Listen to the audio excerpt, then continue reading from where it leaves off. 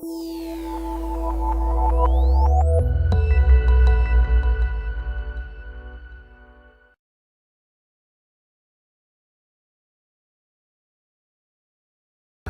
you very much for the kind introduction. The problem with all these introductions is the longer you live, the longer they get, right? So it's always sort of split whether this is now a compliment or not a compliment. No. What I want to do, you heard, I work in industry, right? And what I want to sort of talk about today is the Industry 4.0 or Industrial Internet of Things.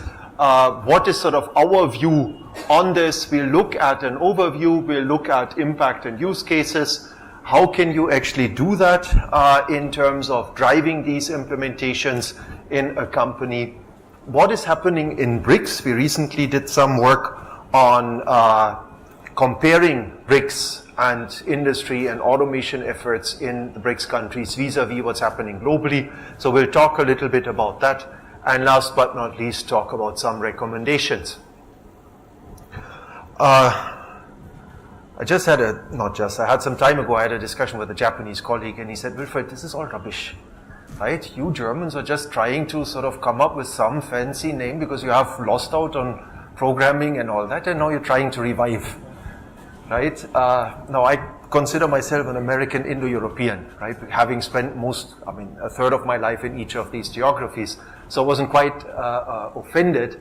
Fact is, yes, there's some truth to it. I mean, Germany definitely needs to invest in IT, needs to invest in app developments to basically make sure that the overall economy is not only manufacturing-led. But it is also true that we do have a development in terms of what is happening with industry. The first industrial revolution was the mechanical weaving loom. It was a major problem for many emerging countries, including India, which basically went very, very rapidly downhill. The second industrial revolution was Ford Motors and the assembly line. The third one were the KUKA robots. KUKA has recently been bought by the Chinese. At least 26% of KUKA has been bought by the Chinese. So these were large, unwieldy machines. I don't know if anybody has ever been in an automotive manufacturing company. If that is not the case, I've been telling people to go for the last 15 years because I believe that even IT should go and see what's happening in factories. But these were very expensive robots, very large robots, and very dangerous robots. Because you basically program them, and once they're programmed, they just move. Right? So if there's a human in the way, that human unfortunately loses out. Right? That's why you normally have huge cages around these robots. And what is happening now, and why we're calling it the fourth industrial revolution, is the fact that we are able today to produce robots that are dramatically cheaper. We have an opportunity to put sensors everywhere, whether it's RFID chips or others, and we have an opportunity to connect these various devices with each other and with humans. So it's a completely integrated production system that we are able to create, and we'll see in a little bit what the advantages are. So what we do is we are combining the computing hardware and the computing software, things like real-time data processing and business process software and so on and so forth, via connectivity with the production hardware, which is robotics, joining techniques, traditional machinery, and then the corresponding interfaces where we have sort of biometrics, RFID, visual sensors. Right? Sounds very simple, is not that simple, because the world of a factory and the world of software is very different. Right? If you write software for an automotive, for example, application, you have to be much more quality conscious than if you write it for Microsoft. Now your responsibility for interfacing with the PLCs and making sure that this runs without problems is much, much higher, because if you fail, somebody potentially dies. Right? Now, what does this do for us, this Industry 4.0? We believe that this gives us flexibility and mass customization. Overall, the return on capital employed of investment will go up dramatically. If we look at the automotive industry, we're talking of an increase of more than a factor of 3, getting an ROCE of about 42%. Sounds potentially, for those who know, quite high, but has been done in factories. Right? Siemens has some applications where this is happening already. We're talking about factories where equipment efficiency goes up dramatically. Today, if you're running one of the best companies globally, you will be at around 60% what we call OEE. With this, you can get to 99.2, 99.5%. These machines run continuously. There is really no unscheduled downtime. Right? Now, what all of that means, in addition now with factories being able to de facto manage themselves, right? I have a sales interface, and we'll see that in a nice German example, where somebody types in an order on a website that is automatically integrated with the factory. The factory basically informs the suppliers if the material is not there, the suppliers provide the inputs, and the factory produces. And many of these factories are thought of as near black factories, right? Black factories in the sense that there's no electricity. There are no humans, we really don't need light, right? So that is the future. The impact on emerging markets is de facto that labor is dramatically reduced in this environment. So we're losing about 45-50% of employment in these highly efficient factories. And that simply means for a country such as India that is pushing make in India or made in India, our advantage in terms of labor cost is going away. And it's not only limited to production, it's also obviously the case in software.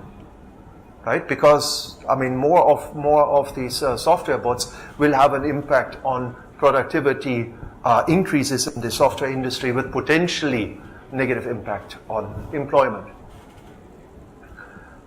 And one of the areas that is important is a shift of skill set. That shift of skill set goes in both directions. One is I don't need unskilled labor anymore because I have cobots, and these cobots cost maybe $20,000 US, right? They don't fail, they run all the time, they're very cheap.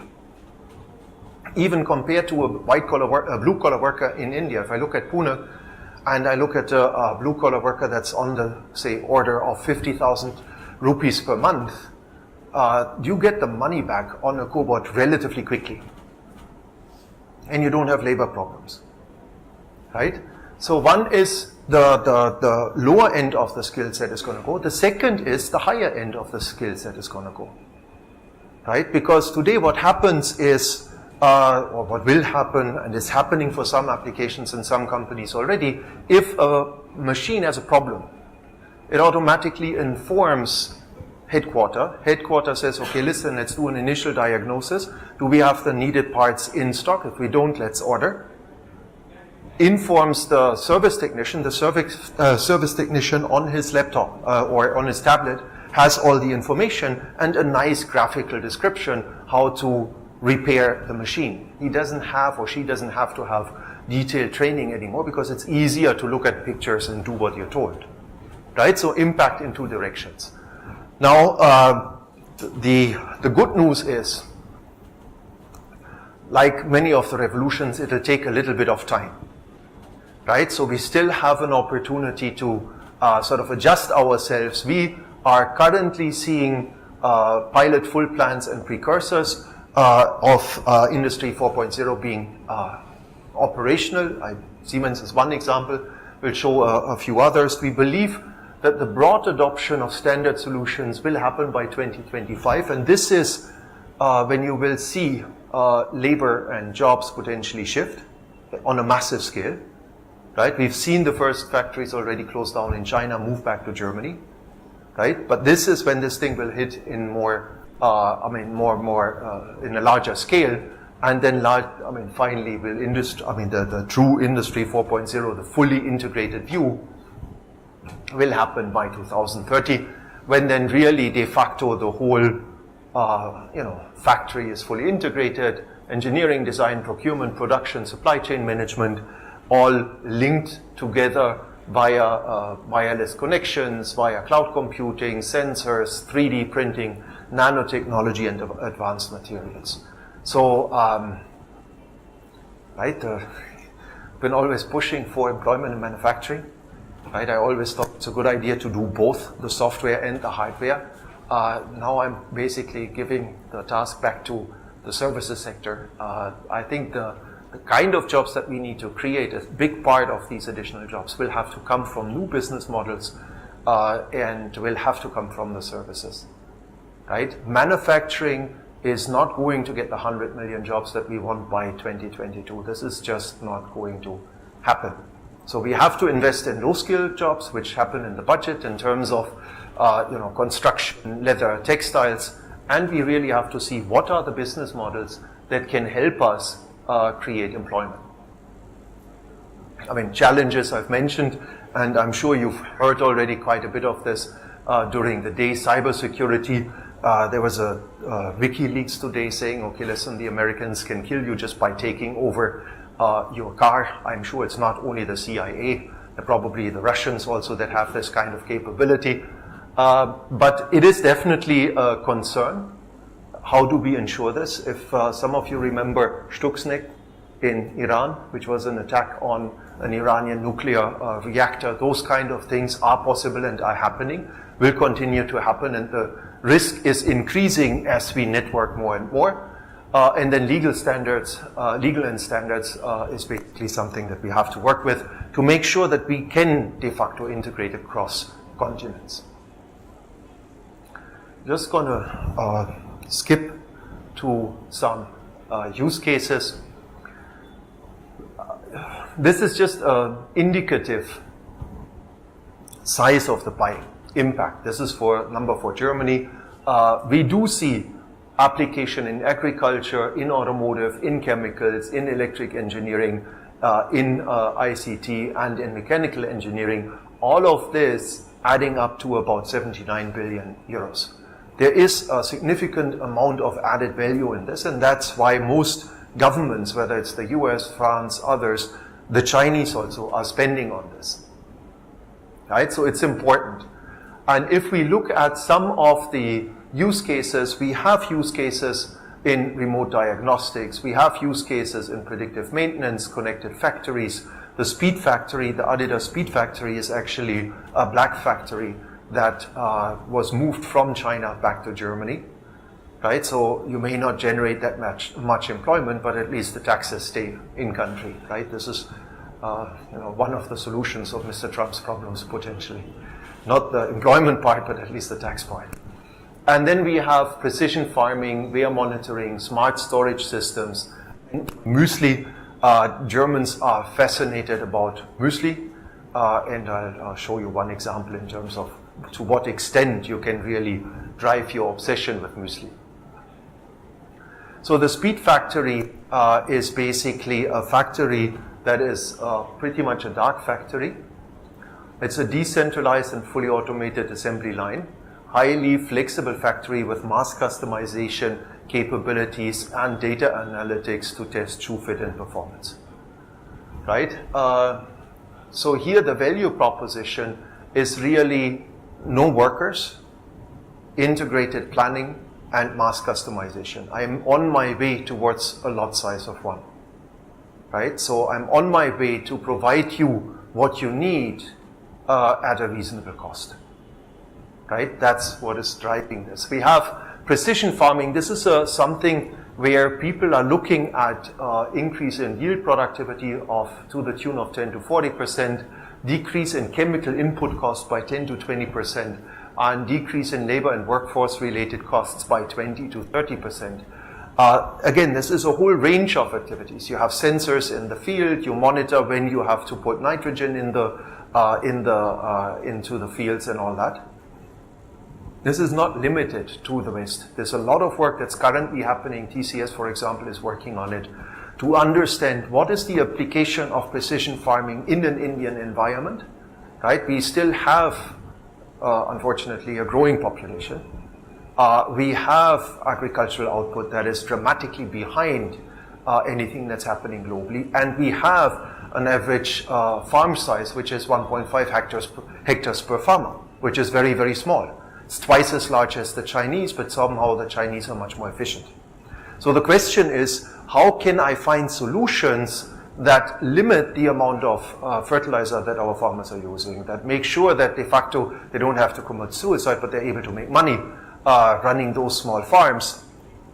And how can I use technology to enable this? And I think this is a fascinating opportunity for an Indian-born solution, whether it's by TCS or some other company, because I do believe that the impact is massive and it's potentially also scalable.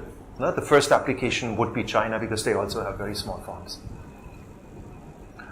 Machine tools is basically normally what you do in a machine tool replacement is you basically say, I have a pro forma tool replacement. Next shift starts, I'm just going to change it. Whether it's been used or not doesn't really matter. I want to make sure that my shift runs. The other one is I can estimate a running time. Right? Again, doesn't really depend on how it's been used. I estimate the running time and I change. In all cases, I have a wastage of tools due to early replacement. And here what we're doing is basically looking at automatic wear tracking for individual tools, a self-learning software that identifies relevant wear thresholds and then really change as needed. Right? Again, the impact is sort of a cost saving of about 30,000 euros per machine, significant. Other applications are what Apollo Tyre is trying to do. Apollo Tyres is basically trying to put sensors into tires to basically have a clear understanding of wear and tear. Now, the reason why that is important is not only that they tell you, okay, now please change the tire so that I can make more money, right? It's also important because the parameterization of your ABS system assumes a fully functional tire. Once you've braked a few times, de facto your braking distances as calculated by the ABS are not relevant or not accurate anymore. So it's also an opportunity to improve safety. VIRT is an optical system where you look at, this is C parts, which in our parlance are small parts. So basically they have an optical system that automatically sees and looks how much stock do I have, basically make sure that the ERP system is informed. That automatically triggers the supplier system, who then triggers the milk run, right? In terms of impact, all of that doesn't really look that, it's not rocket science, but in impact, ordering cost is down by up to 80%, working capital down by 20 to 40%, floor space cost by 20 to 30%, and you have normally a maximized supply security. So what I'm trying to say, and what some of the studies have shown, this part of the IoT market is a very large, a very lucrative part, and that may even be much more relevant than the pure consumer-centric IoT part down the line. This is my Muesli. As I told you, I have only a few followers among sort of my Indian friends that are also very much into Muesli. The idea here is you don't want pre-customized basic cereals. Right? Muesli breakfast is an important part of the day for some people. I want exactly what I want to eat. I want to make sure that A, it tastes good, and B, it is also good for me. So what they've done is they have an opportunity to basically say, okay, listen, I have an internet-based sales form with social sharing of customized cereals, which then feeds my production process. So I have segment to one Mueslis. I've just cut my R&D department loose. I don't need them anymore, right? The only thing I have to do is sort of what is the overall pattern of usage of various, ingredients in Muesli, and then I can even have pre-packaged solutions, right? Those are some of the applications that are quite exciting for us. Generally, what you need to do is really have two ways of driving this transformation. One is come from the market and consumer side do vision engineering, come up with a new model. Muesli, or My Muesli is a good example. People understood the need and they made a profitable business model out of it. And this, for me, is also the hope in terms of generating jobs.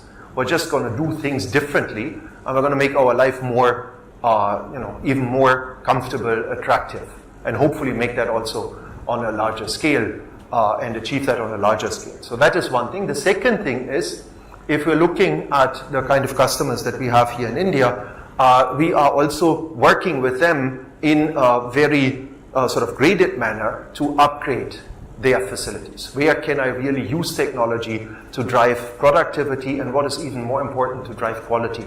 One of the key challenges that we have when we want to export is that our fit and finish often is just not up to the mark, right? Automotive, great, Nissan, Renault, Hyundai, all of those guys are exporting out of India. But if you look at homegrown Indian companies doing boilers, chillers, pumps, there's an opportunity to really increase export success by improving fit, finish, and appearance. It's not about whether the product works or not, it's basically about how does it look, right? And that's an opportunity for using these kind of technologies. And you can basically go through the various areas and understand what needs to happen in those factories, come up with clear recommendations in terms of implementation, and then roll this out. Now let's have a look at BRICS. If we look at BRICS, one of the key points is manufacturing is extremely important in terms of driving growth in BRICS, right? It contributes to employment, national wealth, and investments and innovation in these countries. There's a strong correlation between manufacturing invest and R&D invest, right? People say manufacturing is not cool, is absolute rubbish, because what you do is you create products, and with these products, services, which potentially will go into an outcome-based kind of business model going forward. And for us today, vis-a-vis China, not having enough of these product-based businesses or globally competitive product-based businesses is actually a very, very massive disadvantage, right? The second thing is that if you look at GDP per capita, countries have not been able to come to a reasonable level of GDP per capita unless they've been able to export. Right? So it's basically the China model. Before that, it was the Korea model. It was the Japan model. At some point in time in the late 1880s, it was the German model.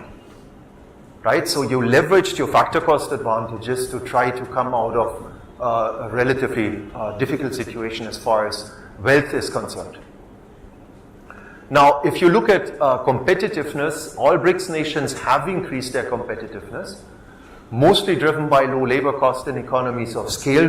The one exception, again, is China. China is clearly saying, and if you look at their vision statement, they are declaring war on the Americans and the Europeans. Rightfully so, they should, right? But their vision now is, I want to be a global manufacturing leader. I'm not going to import technology, I'm going to lead by technology, right? Part of that is a very aggressive mergers and acquisition activity. They're basically in Europe and buying whatever they can in terms of technology assets, and they're doing the same in the US. We currently had last year, I think, close to 70 billion transactions of Chinese companies in the US. So there's a lot of that happening. The challenge that we see is Industry 4.0. That's de facto nothing else as saying enough is enough. Right? We've given enough jobs. I mean, I don't have my red tie, I forgot it. Otherwise, not that I like the guy, but at least I can make his point. What he's saying is, we've actually been asleep. We've given all this value addition to China. Stop it. Right? Now, the way he's going to do that, in all likeliness, is not by generating lots of low-cost jobs that he can potentially do via infrastructure, but he will try to use technology to improve productivity and have a real alternative for production in the United States. That is the game that's currently being played, and that will have, in my opinion, a significant impact. Now, that doesn't mean that all the manufacturing will go, but your export opportunities may dramatically reduce. right? That's at least what we think. If we look at BRICS, most of them have challenges, except for China. China has an automation density of 36 per 1,000, right? India is at 2, right? Just a fraction of China. China still being a fraction of what's happening in Korea, in Germany, in the United States. But China is today the largest buyer of automation equipment and robots. Right? If you look at the patents coming out in robotics and in AI, they are way ahead of the curve, including the US and Germany. Right? So there's a clear focused effort to move to the next level. And clearly, we need to basically look at skill upgradation and even the availability of scientists and engineers that really can work in this area is relatively low. Right? Our STEM density, even if we include all the colleges that we have, is not higher than what we have in Germany. So yes, maybe 30% of a large number is still more people. Clearly, those people need to be of the right quality and caliber. We've worked out Industry 4.0 index that takes various components into account.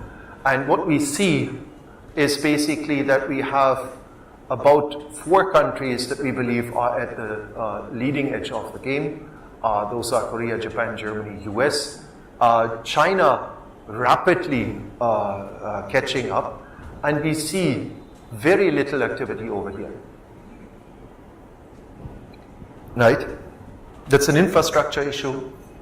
It's an issue of government. It's an issue of academia and company cooperation.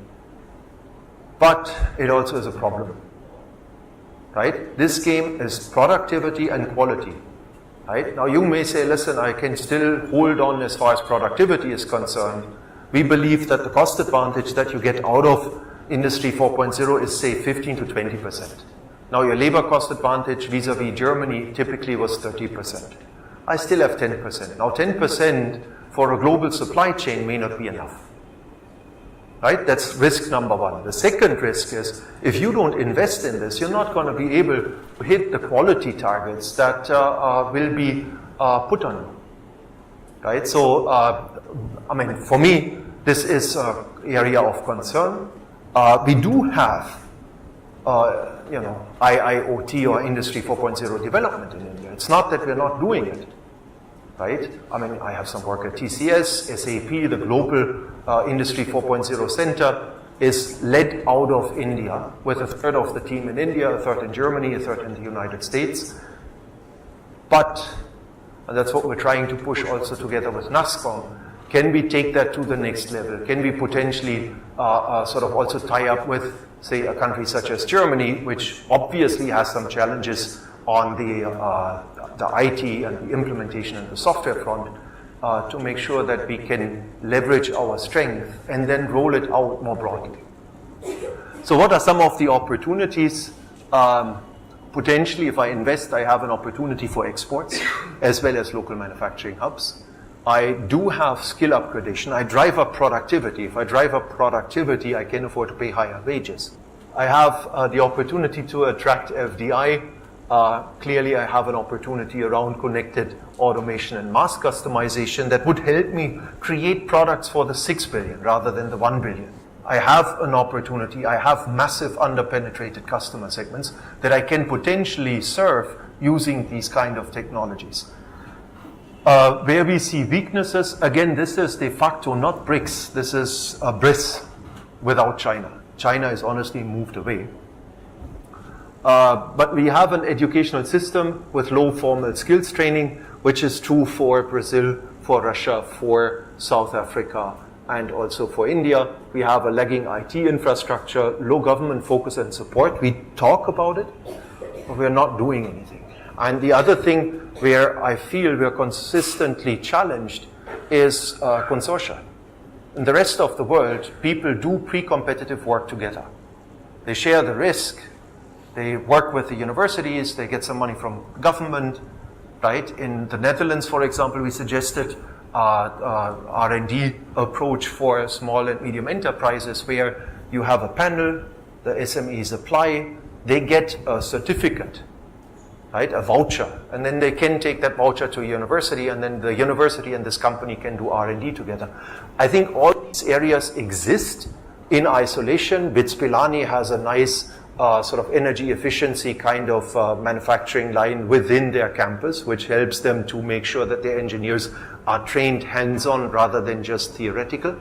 But I do believe that we have a significant opportunity to take that to the next level. It's not that we can't do it, the question is how do we scale, right?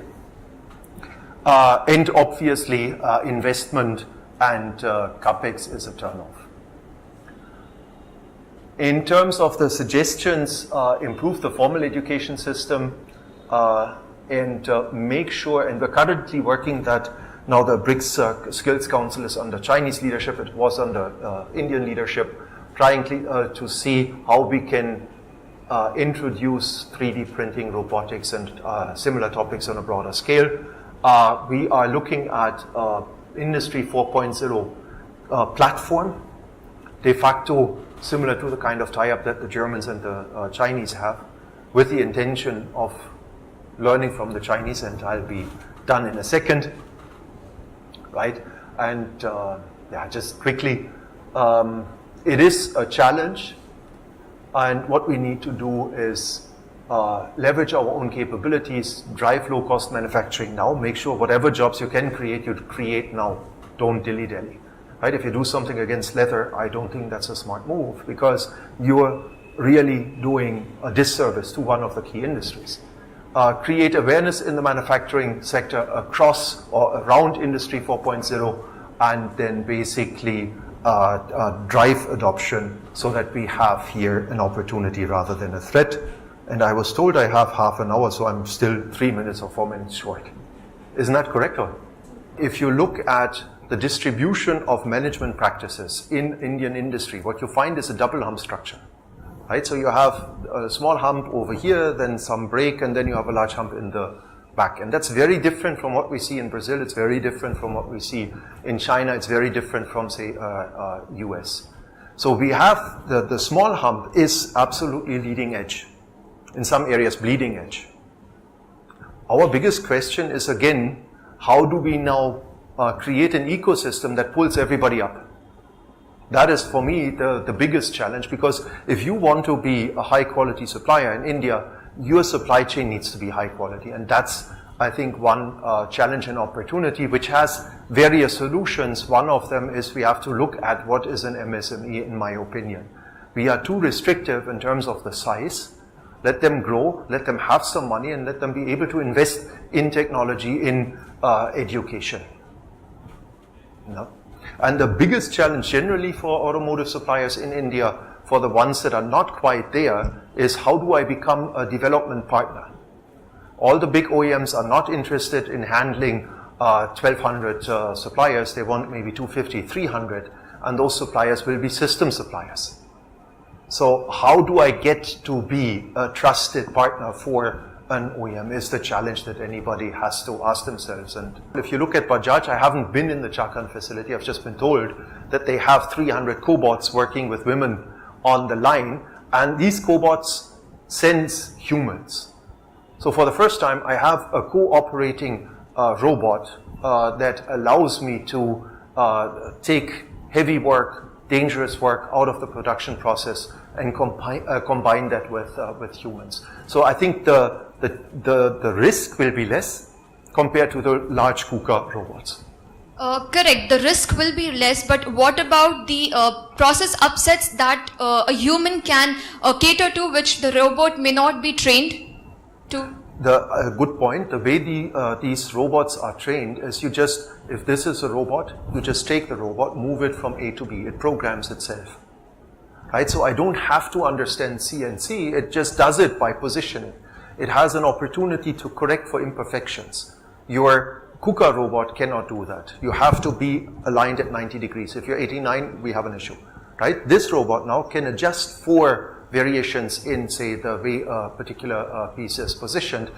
Some of the challenges are then also challenges more in terms of latencies, integration of PLCs with the enterprise system, and how fast do I need information to make decisions. That is one of the challenges. But I think, again, it looks like, and this is a journey, but it looks like that we have found a solution in principle for robots that are easy to program and robots that are able to work with you. I think what is happening is highly complex. If you look at Mercedes-Benz, what Mercedes-Benz did is they did a lot of automation for the rear axle assembly.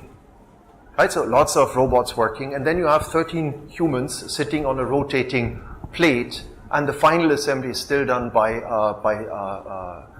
humans simply because the complexity is high and the ROI calculation is in favor of the human at this point in time. Yes, I mean, I'm not a sort of an expert on shoes, but if you look at basically, and here again, it's the Chinese and some Indian companies plus sort of global companies that are investing in this for, say, a generator or for a boiler, right? I can have sensors that start understanding when my generator is unhappy, right? So I can then start operating and optimizing performance. I can look at the kind of environment that the machine is working in. I can use that to improve quality. And for shoes, just to give you another example, there's an example in the US where people now go and do a 3D scan of your feet and then do a 3D print of your sandals. Right? So that's then, again, ultimate, segment to one. I haven't worn these sandals, I'm assuming they're wonderful. Challenge of employment, that's why I made a big deal of it, is a huge challenge. But at the same time, if you don't increase productivity, you will not be able to pay higher wages. If you can't pay higher wages, you're not going to get to a GDP per capita to the tune of, say, 10,000 USD per head. So it's a little bit, I think the solution is for India in finding Indian solutions for automation, making sure that we have the quality that allows us to compete globally. My labor cost may allow me to use still more labor than in other locations. But the other work that all of us have, and no matter where we are, is finding new de facto things to do, services, product ideas like my Muesli and others that help us address market segments that haven't really been served at this particular point in time. And that's again a huge opportunity for India. I had Jayant Sinha in one of the conferences, and he basically said, listen, I want Indian companies not to focus on the 1 billion. You build products for the 6 billion, right? So I think there is a huge opportunity. It's a difficult market, but it's an opportunity. And companies like Godrej, if you look at GCPL, they are clearly saying, I'm an emerging market MNC, and I will win in Latin America, I will win in Africa, and I will win in Asia, right? And once you have that scale of 6 billion people behind you, going after the 1 billion is not going to be difficult. It would be my feeling. Okay, fine. So, finished. Thank you very much.